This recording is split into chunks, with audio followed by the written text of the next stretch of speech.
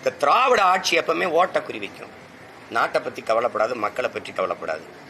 இப்போ இங்கே எதை பண்ணால் இந்த சாதி ஓட்டு போயிடும், இங்கே போனால் இந்த சாதி ஓட்டு போயிடும். அதே தான் வேங்கை வாசல்லையும் அதே தான் பண்ணிச்சு. இப்போ நாகப்பட்டினத்தில் ஒரு உயர் சாதி சுடுகாட்டு வழியே தாழ்ந்த சாதிக்கார ஒரு மகன் இறந்துட்டாரு. அந்த சுடுகாட்டு வழியே அவர் உடலை எடுத்துகிட்டு போக விடலை. அது ரொம்ப கலவரமாச்சு. அப்போ மாவட்ட ஆட்சியர் போய் மாற்று பாதை தாரேன் அதில் கொண்டு போங்கன்னு தான் சொன்னார். இப்படி போங்க, யார் தடுக்கிறான்னு பார்ப்போம்னு சொல்லு. அப்போ அரசே தீண்டாமையை வச்சிருக்கு. இது நினைச்சா என்ன பண்ணிட முடியும் சொல்லுங்க?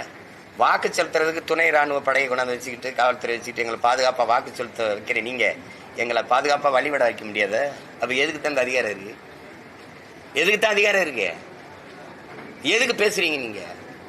பெரியார் சமூக சீர்திருத்தத்தை செஞ்சு விட்டாரு, சாதியை ஒழிச்சு விட்டாரு, முற்போக்கு எல்லாம் பேசுனீங்க. எங்க இருக்குது இது? ஒரு கோயில் வெளியில தெரியுது, எத்தனை கோயில் இப்படி பூட்டி கிடக்கு?